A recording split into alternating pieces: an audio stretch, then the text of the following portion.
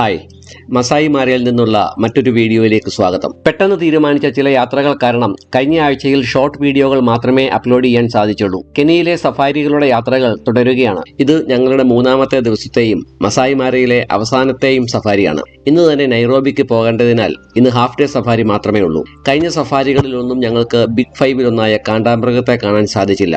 അത് ഡേവിഡിനെ സ്വല്പം പ്രയാസപ്പെടുത്തിയിട്ടുണ്ട്. അതുകൊണ്ട് തന്നെ ഇന്ന് പ്രധാനമായും കാണ്ടാമൃഗത്തിനെ തിരിഞ്ഞുകൊണ്ടുള്ള ഒരു സഫാരിയാണ് പ്ലാൻ ചെയ്തിരിക്കുന്നത്. മസായി മാര ദേശീയ റിസർവിൽ ഏകദേശം 40-ൽ താഴെ മാത്രം കാണ്ടാമൃഗങ്ങളുടെ ഒരു ചെറിയ കൂട്ടമാണുള്ളത്. അവയുടെ എണ്ണത്തിലുള്ള കുറവും പൊതുവെ ഒതുങ്ങി ജീവിക്കുന്ന സ്വഭാവവും കാരണം മസായി മാരയിൽ കാണ്ടാമൃഗങ്ങളെ കണ്ടെത്തുന്നത് ഒരു ഭാഗ്യമാണ്. മസായി മാര സഫാരി സോണിനുള്ളിലെ ഒരു റെസ്റ്റ് ഏരിയയാണിത്. വളരെ വൃത്തിയായി പരിപാലിക്കുന്ന ടോയ്ലറ്റും വാഷ്റൂമും ഒക്കെയുള്ള സ്ഥലമാണിത്. കഴിഞ്ഞ 2 ദിവസത്തെ സഫാരികൾ ജീവിതത്തിൽ ഒരിക്കലും മറക്കാനാവാത്ത കാഴ്ചകളാണ് ഞങ്ങൾക്ക് സമ്മാനിച്ചത്. നമ്മുടെ നാട്ടിലെ വനങ്ങളിൽ കൂടിയുള്ള സഫാരികളുമായി ഇതിനെ താരതമ്യം ചെയ്യാൻ സാധിക്കുകയില്ല. 12 മണിക്കൂർ ദൈർഘ്യമുള്ള ഫുൾ ഡേ സഫാരിയിൽ ഇവിടെ നമ്മൾ ആയിരക്കണക്കിന് മൃഗങ്ങളെ കാണും. അതുപോലെ തന്നെ ജീവനോടെയുള്ള ഇരപിടുത്തം, മൃഗങ്ങളുടെ ഇണചേരൽ തുടങ്ങിയ അപൂർവമായ സംഭവങ്ങൾ ഇവിടെ സാധാരണയാണ്. കഴിഞ്ഞ എപ്പിസോഡുകൾ കാണാത്തവർക്കായി ആ കാഴ്ചകളുടെ പ്രധാന ഭാഗങ്ങൾ ഞാൻ ഒന്നുകൂടെ കാണിക്കാം.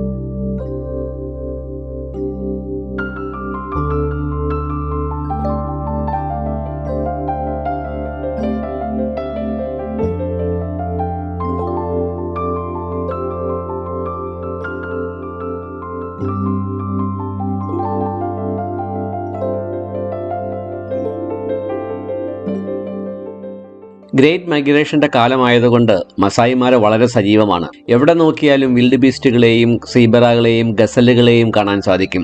ഇരപിടിക്കുന്ന മൃഗങ്ങളുടെ സുഭിക്ഷ കാലമാണ് ഈ സീസൺ. ഈ കാണുന്ന ഗസലുകൾ ആന്റിലോപ്പുകളുടെ വർഗത്തിൽപ്പെട്ടതാണ്. ഇവയെ തോംസൺസ് ഗസൽ എന്നാണ് അറിയപ്പെടുന്നത്. അതിന്റെ കുട്ടി പാല് കുടിക്കാൻ ശ്രമിക്കുന്നുണ്ട്. പക്ഷേ ഞങ്ങളെ കണ്ടിട്ടാവാം അതിന്റെ അമ്മ അതിന് സമ്മതിക്കുന്നില്ല. ആന്റിലോപ്പുകളുടെ കൊമ്പുകൾ മാനുകളുടേതുപോലെ കൊഴിഞ്ഞു പോകാറില്ല. ഇവയുടെ ചെറിയ വാലുകൾ ഫാൻ പോലെ അവ എപ്പോഴും വീശിക്കൊണ്ടിരിക്കും. ഇത് ഇംബാല എന്ന് വിളിക്കുന്ന മറ്റൊരു ആന്റിലോപ്പാണ്. ഗസലുകളേക്കാൾ ഇവയ്ക്ക് വലിപ്പം കൂടുതലാണ്. ഉയരത്തിൽ ചാടിക്കൊണ്ടോടാൻ ഇവർ മിടുക്കരാണ്. പ്രധാനമായും പുല്ലുകൾ ധാരാളമായി നിറഞ്ഞു നിൽക്കുന്ന സ്ഥലങ്ങളിലൂടെയാണ് ഞങ്ങളുടെ യാത്ര. ഇങ്ങനെയുള്ള പ്രദേശത്താണ് കാണ്ടാമൃഗങ്ങളെ കാണാൻ കൂടുതൽ സാധ്യതയെന്നാണ് ഡേവിഡ് പറയുന്നത്. മസായി മാരയിൽ കാണ്ടാമൃഗങ്ങളുടെ എണ്ണം കുറവായതിനാൽ അവയെ കാണാമെന്ന് ഡേവിഡ് ഉറപ്പ് പറയുന്നതുമില്ല. ഇവിടെ കുറച്ച് സീബ്രകളും വിൽഡ് ബീസ്റ്റുകളും മേഞ്ഞു നടക്കുന്നുണ്ട്. കൂടെ കുറച്ച് ആനകളുമുണ്ട്. അതിലൊരു കൊമ്പൻ സ്വല്പം കുഴപ്പക്കാരനാണ് എന്നാണ് ഡേവിഡ് പറഞ്ഞത്. അതുകൊണ്ട് അവനിൽ നിന്നും കുറച്ചു മാറിയാണ് വാഹനം ഓടിച്ചുകൊണ്ടിരിക്കുന്നത്. കുറച്ച് റൂപ്പൽസ് കഴുകന്മാർ മരത്തിന്റെ മുകളിൽ ഇരുന്ന് താഴത്തെ കാഴ്ചകൾ വീക്ഷിക്കുന്നുണ്ട്. വംശനാശ ഭീഷണി നേരിടുന്ന ഇവ 20,000 അടിയിൽ കൂടുതൽ ഉയരത്തിൽ പറക്കാൻ കഴിവുള്ള ഇരപിടിയന്മാരാണ്. ഇരയെ ഭക്ഷിക്കുമ്പോൾ തല ഇരയുടെ ഉള്ളിൽ കടത്തിവെക്കുന്ന ശീലമുള്ള ഇവയ്ക്ക് പ്രകൃതി കൊടുത്തിരിക്കുന്ന ഒരു പൊരുത്തപ്പെടലാണ് ഇവയുടെ തൂവലുകളില്ലാത്ത തല. ദേ ഇവിടെ ഒരാൾ പുല്ലിനടിയിൽ പതുങ്ങിക്കിടക്കുന്നുണ്ട്. കൂട്ടം കൂടി ഇരപിടിക്കാൻ മിടുക്കരാണെങ്കിലും അതിന് ഇവർക്ക് ഭയങ്കര മടിയാണ്. മറ്റുള്ളവർ വേട്ടയാടി പിടിക്കുന്ന ഭക്ഷണം തട്ടിപ്പറിക്കുകയാണ് ഇവരുടെ പതിവ്. എന്നാൽ ഒരു ഹൈന ഒറ്റയ്ക്ക് ഒരു വിൽഡ് ബീസ്റ്റിനെ വേട്ടയാടുന്ന അപൂർവമായ കാഴ്ച ഞങ്ങൾക്ക് കഴിഞ്ഞ ദിവസം കിട്ടിയിരുന്നു.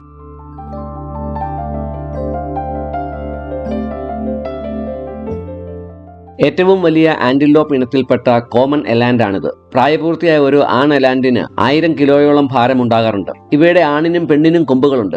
ശാന്തമായ സ്വഭാവത്തിന് പേരുകേട്ടവയാണെങ്കിലും വേട്ടയാടുമ്പോൾ ഇവയുടെ മൂർച്ചയേറിയ പിരിഞ്ഞിരിക്കുന്ന കൊമ്പുകളാൽ സിംഹങ്ങൾക്കും മറ്റും സാരമായ പരിക്കുകൾ സംഭവിക്കാറുണ്ട്. ഇവയുടെ ശരീരത്തിൽ കാണുന്ന 12ഓളം വെളുത്ത വരകളും മുൻകാലുകളുടെ പുറകിലുള്ള കറുത്ത അടയാളവും ഇവയുടെ പ്രത്യേകതകളാണ്. ഇവനൊരു ഒറ്റക്കൊമ്പനാണ്. മസായിമാരയിൽ കാണുന്ന വലിപ്പമുള്ള മറ്റൊരു ആന്റിലോപ്പാണ് വാട്ടർ ബക്ക്. പുറകിലുള്ള വെളുത്ത രോമം, പരുക്കനായ രോമങ്ങൾ നിറഞ്ഞ ശരീരം, നീളമുള്ളതും ഉറപ്പുള്ളതുമായ കൊമ്പുകൾ എന്നിവയൊക്കെ ഇവയുടെ പ്രത്യേകതകളാണ്. മണം പിടിക്കാനുള്ള ഇവയുടെ അസാധാരണമായ കഴിവ് അവയെ വേട്ടക്കാരിൽ നിന്നും രക്ഷിക്കുന്നു. നല്ല നീന്തൽക്കാരായി ഇവർ ഭീഷണി നേരുമ്പോൾ പലപ്പോഴും വെള്ളത്തിൽ അഭയം തേടാറുണ്ട്. 10ഓളം തരത്തിലുള്ള ആന്റിലോപ്പുകളെ മസായിമാരയിൽ കണ്ടുവരുന്നുണ്ട്. ആന്റിലോപ്പുകൾ മാനുകളല്ല. അവർ രണ്ടും വ്യത്യസ്ത ഫാമിലിയിൽ പെടുന്നവയാണ്. ഇവ തമ്മിലുള്ള പ്രധാന വ്യത്യാസം അവയുടെ കൊമ്പുകളിലാണ്. മാനുകൾക്ക് ശാഖകളുള്ള കൊമ്പുകളാണ് ഉള്ളതെങ്കിൽ ആന്റിലോപ്പുകളുടെ കൊമ്പുകൾക്ക് ശാഖകളില്ല. കൂടാതെ മാനുകൾ യൂറോപ്പ്, അമേരിക്ക, ഏഷ്യ എന്നിവിടങ്ങളിലാണ് കാണപ്പെടുന്നത്.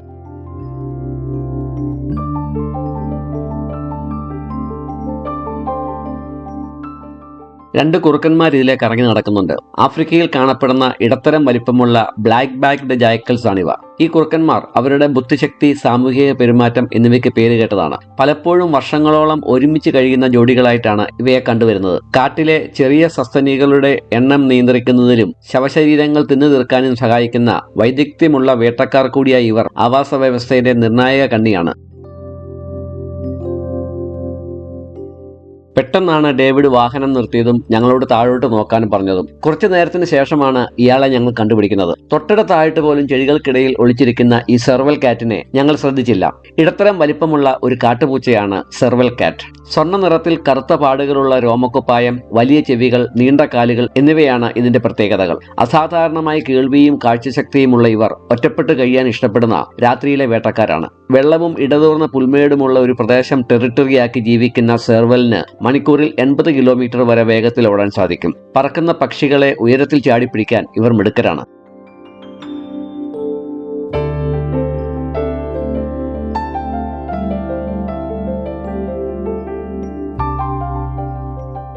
സഫാരിയുടെ സമയം കഴിഞ്ഞതിനാൽ കാണ്ടാമൃഗത്തെ കാണാൻ സാധിക്കാത്തതിലുള്ള ചെറിയൊരു നിരാശയോടെ ഞങ്ങൾ ക്യാമ്പിൽ മടങ്ങിയെത്തി. ഇതാണ് കഴിഞ്ഞ 3 ദിവസം ഞങ്ങൾ താമസിച്ചിരുന്ന മാറാഡുമാം ബുഷ് ക്യാമ്പ്. ഇവിടെ നിരവധി ക്യാമ്പുകളുണ്ട്. മസായി മാരയിൽ സഫാരിക്ക് വരുന്നവർ സാധാരണയായി താമസിക്കാൻ ഇഷ്ടപ്പെടുന്നത് ഇതുപോലുള്ള ക്യാമ്പുകളിലാണ്. വലിയ ഹോട്ടൽ ശൃംഖലകളുടെ ആഡംബര ക്യാമ്പുകളും ഇവിടെയുണ്ട്. ഡേവിഡിനെ പോലെ നമ്മളോട് സഹകരിക്കുന്ന ഒരു നല്ല ഡ്രൈവറെ ലഭിക്കുക എന്നതാണ് ഈ സഫാരിയുടെ വിജയം. നമ്മളുടെ സ്റ്റൈലിലല്ലെങ്കിലും ഭക്ഷണമെല്ലാം നല്ലതായിരുന്നു. ഈ ക്യാമ്പിന്റെ ആംബിയൻസ് ആണ് എടുത്തു പറയേണ്ടത്. രാത്രിയിൽ ഈ നദിയിൽ നിന്ന് ഉയരുന്ന ഹിപ്പോയുടെയും മുതലകളുടെയും ശബ്ദം വേറിട്ടൊരു അനുഭവമായിരുന്നു.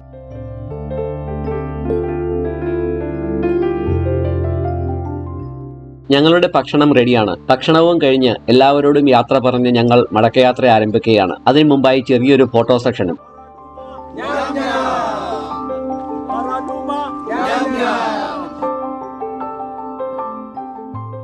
ഇനി നൈറോബിയിലേക്കുള്ള യാത്രയാണ്. ഏകദേശം 6-7 മണിക്കൂർ നീണ്ട ഒരു യാത്രയാണത്. ആകാശം മഴവില്ല് വിരിച്ച് ഞങ്ങളെ യാത്രയയക്കുകയാണ്. മറക്കാനാവാത്ത ഓർമ്മകളാണ് ഞങ്ങളുടെ മനസ്സിൽ നിറഞ്ഞു നിൽക്കുന്നത്. സാധിക്കുമെങ്കിൽ ഒരിക്കലെങ്കിലും സന്ദർശിക്കേണ്ട ഒരു സ്ഥലമാണ് മസായി മാര.